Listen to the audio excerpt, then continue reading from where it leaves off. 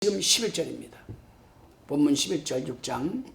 각각 저희에게 흰 두루마기를 주시며 가라사대 아직 잠시 동안 쉬되 저희 동무 종들과 형제들로 자기처럼 죽임을 받아 그 수가 차기까지 하라 하시더라. 각각 저희에게 흰 두루마기를 주시며 라고 했습니다. 순교당한 자들이 언제까지 신은혜 주시겠느냐고 호소하자 흰 두루마리를 주시며 아직 잠시 동안 쉬되 저희 동무 종들과 형제들도 자기처럼 죽임을 받아 그 수가 차기까지 하라. 다시 말하면 아직 세상에는 너희처럼 순교 받을 자들이 있다. 그러니까 아직은 조금 참고 너희 좀 쉬고 있다가 조금 참아라. 그래서 그 하나님이 작정한 그 순교의 수, 그 증인의 수, 그 차가 차기까지 좀 기다려라. 여기서 순교자 한 사람 한 사람에게 흰 두루마기가 주어졌습니다. 이것은 발에까지 끌리는 흰옷이죠. 흰색은 의, 순결, 영화, 승리를 뜻합니다. 따라서 흰 두루마기, 이 두루마기는 순교자들이 땅에서 의롭고 순결하게 끝까지 신앙을 잘 지켜 승리한 것에 대한 보상적 차원의 영예로운 여러분 표시인 겁니다. 잠시 동안 쉬되 그 수가 차기까지라고 했습니다. 신원해 달라는, 복수해 달라는 순교자들의 요구가 여기저기 잠시 보류됩니다. 공의롭게 심판 좀 해 주십시오. 공의롭게 심판 좀 해 주십시오. 라고 그들이 외치자 지금 기다려라. 아직도 세상에는 너희처럼 여기 올 사람들이 있다. 지금 기다려라. 그때까지. 수가 차기까지. 그렇습니다, 여러분. 이것은 그들이 세상에서 살 때 믿음을 지키기 위해서 갖은 고난과 고통을 겪었기에 그들과 같은 사람들이 수가 하나님이 계획 속에 들어오기까지 축복을 즐기면서 좀 쉬라는 겁니다. 우리는 여기서 하나님의 계획은 잠시 보류는 될지언정 반드시 실현되는 성취되시는 분임을 시키시는 분임을 우리는 알아야만 합니다. 다시 본문 12절입니다. 내가 보니 여섯째 인을 떼실 때에 큰 지진이 나며 해가 총담같이 검어지고 온 달이 피같이 되며 아멘. 여섯째 인을 떼실 때라고 했습니다. 여섯째 인은 환난의 마지막 시기에 일어날 일들입니다. 하나님은 6장에서 환난시대 전반에 걸쳐 일어날 일들을 총괄적으로 보여주시고 다시 8장에서 11장까지는 나팔재앙, 12장에서 14장까지는 적그리스도 재앙, 15장에서 19장까지는 대접재앙들을 세분해서 보여주고 있습니다. 그러므로 여섯째 인은 여호와의 최후의 날을 알리는 우주의 대변동을 상징적으로 지금 표현하고 있는 것이라 이렇게 봅니다. 큰 지진이 나며라고 했습니다. 이때는 이사야가 2장 19절에서 예언한 대로 여호와께서 일어나서 땅을 진동시키실 때 바로 그날입니다. 이 표현은 학개서 2장 6절에서도 표현되었습니다. 이 지진은 전무후무한 대지진으로 지구촌 지형을 변동시킬 만큼 강력한 것입니다. 이것은 계시록 16장에서 다시 설명됩니다. 이 무서운 지진은 이사야가 24장 18절 20절에서 좀 더 구체적으로 여러분 예언을 하였습니다. 이사야서 24장 18절에서 20절을 참고해 보시기 바랍니다. 근데 이때에 해가 총담같이 검어지고라고 했습니다.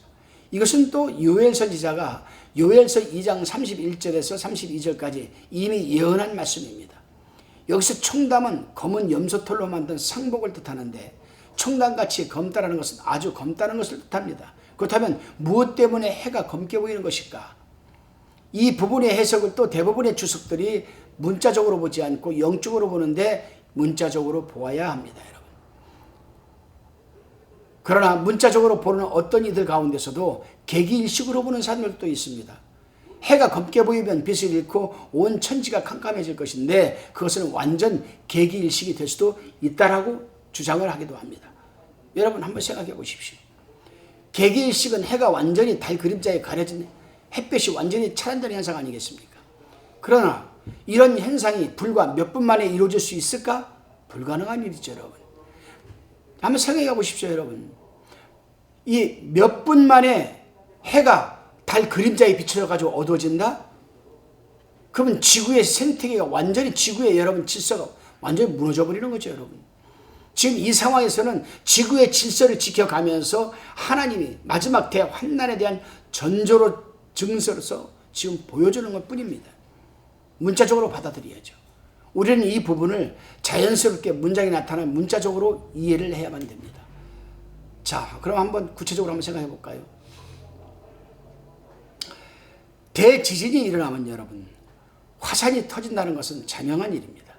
그리고 대지진이 일어나면 대지각 변동도 일어납니다.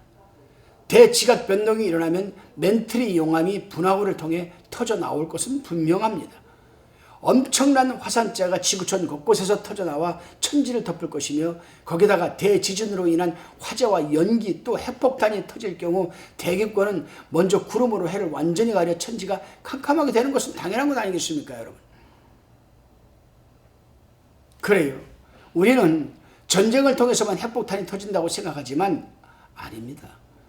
전 세계적으로 대지진이 일어난다면 지구촌 각 나라들이 지금 비축하고 있는 핵폭탄은 자연히 터지게 되어 있습니다, 여러분. 각 나라들이 대환난 시기는 가뭄시대라고 했습니다. 지진과 화산 폭발로 인해서 바짝 마른 산지대에 산불이 날 수도 있습니다. 전 지구촌 산림의 절반도 다 타버릴 화재가 일어날 것입니다. 그 산불이 일어나면 그 구름과 먼지가 또 연기가 대기권을 가리게 될 것은 분명하고, 이 정도 되면 해는 완전히 검게 보이고 천지가 캄캄하게 될 수밖에 없는 것 아니겠습니까, 여러분? 우리는 이 말씀에서 해가 어두워지는 이유를 지금 살펴보았습니다. 다시 말해서 화산 폭발로 인한 화재, 지진으로 인한 핵폭발과 여러분 이 버섯구름, 지진이나 화산 폭발로 인한 대화재 등 이 모든 것이 무저경이 열림으로써 나오는 연기로 해는 완전히 어두워질 것으로 보는 겁니다. 그리고 아마도 이 밖에 우리가 알 수 없는 또 이유도 있겠죠, 물론. 아무튼 해가 어두워지는 물리적 현상만 문자 그대로 우리가 받아들여야만 한다는 사실입니다. 달이 피같이 되며라고 했습니다, 여러분. 본문에 보면 사도 요한이 보기에 달이 불구스름하게 피처럼 보인다고 기록하고 있습니다. 해가 청강같이 검어지는 것이 이해된다면 달이 피빛으로 보이는 것도 얼마든지 여러분 이해될 수가 있습니다. 이것도 문자적으로 그대로 받아들여야 됩니다, 여러분.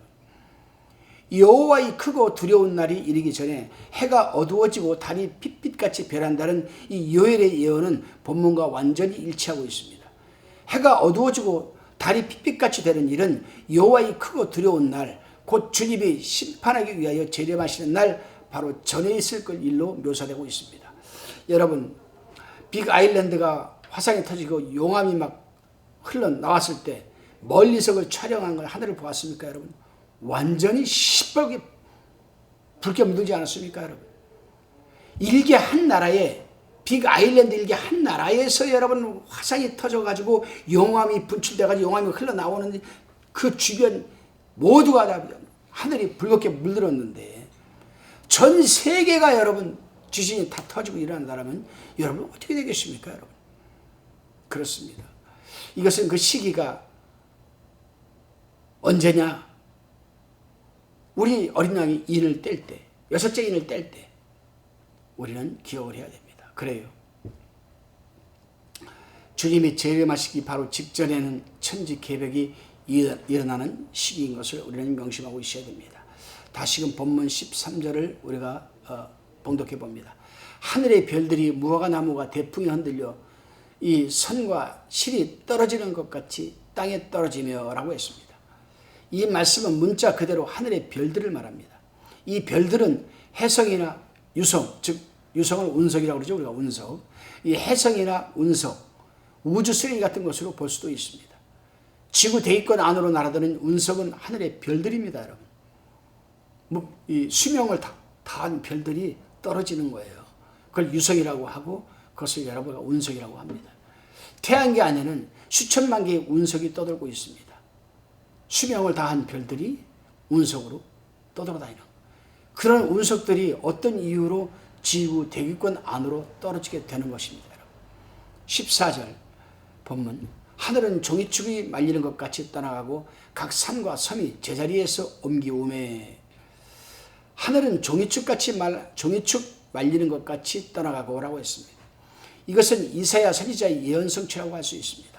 이사야서 34장 4절에 하늘의 만상이 사라지고 하늘들이 두루마리같이 말리되 그 만상이 쉬자함이 포도나무 잎이 마름같이 무화과나무 잎이 마름같이라고 예언을 했습니다. 여러분. 여기서 하늘은 이 종이축이 말리는 것 같다는 그 뜻은 무엇을 말하는 것까? 이것을 킹제임스 영어 성경에서는 하늘이 떠나다라고 번역을 했고 NIV 영어 성경은 하늘이 물러가다라고 번역을 했습니다. 따라서 이 말씀은 재림하시는 주님을 위해 하늘이 길을 열어주는 것으로 우리는 이해를 해야만 합니다. 각 산과 섬이 제자리에서 옮기움이라고 했습니다. 대지각 변동으로 산과 섬이 자리 바꿈을 하게 되는 거죠. 요즘 유튜브를 보게 되면은 대지각 변동이 곧 있을 것인데 미국이 우리나라가 될 수 있고 우리가 미국이 될 수도 있고 그런 말들을 해요. 그건 지각 변동을 얘기하는 것이죠. 엄청난 지진과 해일, 태풍, 화산 폭발, 운석 낙하 이런 걸 지각의 변동이 생기는 것은 기정사실입니다. 지각판 구조에 영향을 미치는 지각 변동으로 바다에 침몰하는 산과 섬이 있을 수 있고 바닷속 산과 여러분 이 바닷속의 섬이 솟아올라서 육지가 될 수도 있는 겁니다. 일본이 그런 나라 아니겠습니까, 여러분? 이 부분에 대해서 우리는 이사야 선지자도 분명한 예언을 하였습니다. 이사야서 13장 13절에 보게 되면 나 만군의 여호와가 분하여 맹렬히 노하는 날에 하늘을 진동시키며 땅을 흔들어 그 자리에서 떠나가게 하리니 지각변동을 얘기하고 있죠. 이사야의 예언도 지진으로 인해 땅이 흔들려 자리바꿈을 한다는 사실을 암시하고 있는 겁니다. 여러분 6장 15절 말씀을 봉독해 봅니다. 땅의 임금들과 왕족들과 장군들과 부자들과 강한 자들과 각 종과 저하 자주자가 굴과 산 바위 틈에 숨어. 본문은 하나님의 재앙을 두려워하는 7부류의 사람들을 지금 나열하고 있습니다. 이런 대재앙을 보고 대환난을 보고 두려워하지 않을 사람이 어디 있겠습니까, 여러분? 땅에 있는 모든 사람들이 두려워 떨었다라고 하지 않고 그들을 7부류로 분류하고 있다는 사실에 우리는 주목을 해야 됩니다. 그런 거 보면 우리 인간들이 얼마나 참 강심장이고 우리 인간들이 얼마나 여러분 교만하고 우리 인간들의 마음이 얼마나 다이아몬드처럼 화강처럼 단단한지 몰라요, 여러분. 저는 이 요한계시록 이 부분을 읽으면서 겁이 나더라고요. 겁이 나요. 그래서 주님, 제가 이 세상에서 사명을 다 마치고 주님 앞에 가기까지 대환난이 있지 말게 하옵소서. 그런 기도도 저는 한 적이 있어요, 여러분. 그래요. 그래서 본문은 그런 인간들의 강팍한 그런 마음을 알고 땅에 있는 모든 사람들이 두려워 떨었다라고 하지 않고 그들을 7부류로 분류하고 있다는 사실에 우리는 주목을 해서 여러분 읽어봐야 됩니다. 첫째 부류는 땅의 임금들입니다. 땅의 임금들 보수를 썼죠. 전 세계에 있는 대통령, 왕, 이들은 권력의 최상부층에 있는 이런 산층부에 있는 자들로서 만왕의 왕인 어린 양을 인정하지 않고 오히려 사단과 합세하여 하나님을 대적하고 백성들을 미혹하여 짐승 정부에 복종하게 한 악의 장본인들을 의미합니다. 두 번째 부류는 왕족들이라고 했습니다. 고관이나 귀족들, 왕의 신복들로서 왕과 함께 하나님을 대적하고 성도들을 핍박하는 주체 세력들을 의미합니다. 세 번째 부류들은 장군들이라고 했습니다. 군대 지휘권을 가지고 짐승 정부에 충성하며 이마나 손에 666표를 받지 않는 사람들을 잡아들이는데 한몫을 하게 될 사람들을 의미합니다. 네 번째 부류들은 부자들이라고 했습니다. 환난 시대의 부자들은 권력의 실현으로서 하면서 그들이 여러분 이 경제적 부로 사람들에게 영향을 미쳐 하나님 없는 맘모니즘에 빠지게 하는 그런 부류들입니다. 다섯 번째 부류는 강한 자들입니다. 이들은 힘이 있고 권력이 있는 자들입니다. 적그리스도 시대에는 강한 자가 되기 위해서는 권력에 아부할 필요가 있기 때문입니다. 여섯째 부류는 자주자라고 했습니다. 자주자. 이들은 서민 대중으로서 농사짓는 농민, 또 지주, 또 자영업을 하는 자들, 그런 사람들입니다. 그 수가 가장 많죠. 생계 문제로 인해 아무에게도 구속받지 않는 자유인을 의미합니다. 일곱 번째 마지막 부류가 여러분 사회의 최하층 계급으로 개인이나 자유나 인격의 존엄을 인정받지 못하고 남의 밑에서 다른 사람을 섬기는 종들을 지금 말하고 있습니다. 이렇게 일곱 부류가 있습니다. 그런데 이들이 대환난이 시작되고 여러분 이 정말 비극적인 일들이 이 대환난이 시작되면은 굴과 산, 바위 틈에 숨는다고 했습니다. 지진이 나서 모든 것이 무너지는 바람에 땅굴이나 산, 바위 틈이 안전하다고 판단하여 대피하는 모습을 지금 기록한 겁니다. 16절입니다. 산과 바위에게 이르되 우리 위에 떨어져 보좌에 앉으신 이 낫에서와 또 어린 양의 진노에서 우리를 가리우라.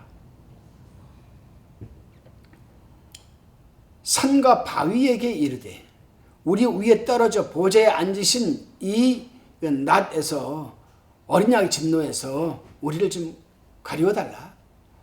산으로 도망갈 때에는 살아보겠다고 굴과 산 바위 틈에 숨었지만은 우주적 대재난 앞에 거기서도 살 희망이 없다고 판단하고 차라리 산사태 짓눌려 죽는 것이 낫다라고 판단하면서 울부짖는 호소입니다.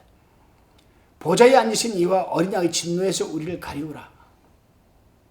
이들은 견딜 수 없는 고통 가운데 처하여 주님의 심판에서 좀 건져달라고 절망적인 목소리로 호소하는 겁니다. 다시 말씀드리면은 대환난이 시작돼서 대지진이 일어나게 되면은 막 땅이 갈라지고 뭐 건물이 무너지고 그러니까 이들이 판단하기를 안전한 곳은 이 산이다. 높은 아주 튼튼한 바위 밑에 굴과 또 산 바위 틈에 숨자. 다 도망가는 겁니다. 거기 가서. 근데 거기가 있으면 여러분 대지진이라고 대환난이 나는데 하나님께서 여러분 이 굴 속에 숨어 있다고 산 바위 틈에 숨어 있다고 거기 여러분 해가 안 가겠습니까? 거기 심판이 안 미치겠습니까? 그러니까 차라리 우리를 죽여주십시오. 그런 날이 온다라는 겁니다. 여러분 반드시. 다시금 본문 17절입니다. 그들이 진노의 큰 날이 이르렀으니 누가 능히 서리요 하더라. 그들이 진노의 큰 날이 이르렀으니 누가 능히 서리요. 7년 대환난은 하나님이 진노가 쏟아지는 날로 어느 누구도 그 앞에 설 수 없음을 지금 밝히는 겁니다. 여러분 우리는 오늘 요한계시록 6장을 살펴봤습니다. 마지막 때에 이 대환난이 시작되게 되면은 여러분 대지진이 일어나고 대지진이 일어나게 되면 여러분 엄청난 부수적으로 일어나는 일들이 엄청나게 많죠. 여러분 화산도 터질 것이고 또 여러분 핵을 가지고 있는 그 나라에서도 핵폭탄이 터져버릴 것이고 하늘은 온통 시커매졌다가 다시 용암이 흐르면 벌거졌다가 참 그러한 날이 오는데 그 당시에 살고 있는 이 7부류들은 그래도 살겠다고 굴속이나 산 바위 틈에 숨어들어서 거기서 이 대환난을 피해보려고 하지만 피해지겠습니까 여러분? 그게 결국 그들은 차라리 우리를 죽여달라 17절 마지막 절에서 뭐라고 합니까?